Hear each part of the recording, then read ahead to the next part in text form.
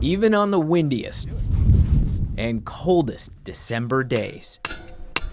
Chris Baird and his wife Christine are in the field. Yeah. Not getting ready for next year's crop, but getting ready for the crowd. Probably 1,000 cars going by a night. Because when the sun sets on the gravel road just north of Red Oak, electricity flows through the extension cords. Over 4,000 feet. And more than 100,000 bulbs turn on. It's just incredible how bright they are. The Baird family farm transforms into a light show fit for the North Pole. It started with the house, but quickly grew from the radio tower to the little church. We built all the pews, hand-built the pews inside of it. From the combine, over 50 years old and it still runs, to a carousel. The display has no end. Dad always said it'd take a lot counting. It's a tradition that started half a century prior by Chris's father, Jack, who had no idea what it would turn into. It was because we was poor back then.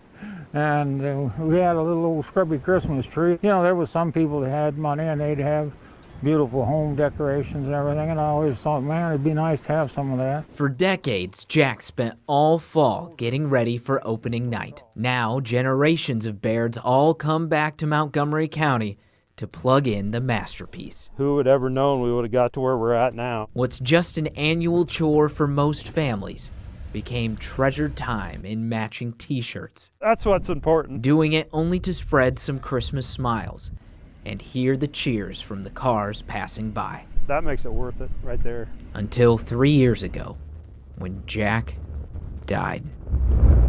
December 25th, 2022, Christmas Day. That night, Chris knew what his father would have wanted him to do. I came out and turned the lights on, and the gardening angel that is behind us over there did not light.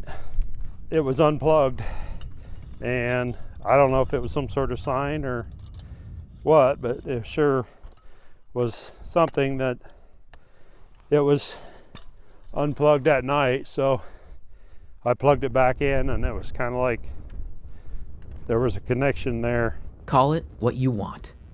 The Bairds call it proof. Some people, they wouldn't know what to do on that, and we said we're going to put him in his shirt. That's what he would like. So we buried him with a shirt and a Christmas light bulb in his hand.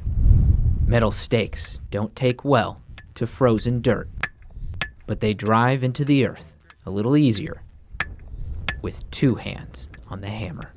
I told him, the last thing I told him, I said, we'll keep it going as long as we can get help. And so he's probably happy that we're keeping it going, but he knows how much work it was. But he loved to work, and he would want us to keep it going as long as we can. That was very important to him and important to our family. That's why this section of the farm stays fenced off, surrounding the sign dedicated to him. These lights shine bright for you, Dad.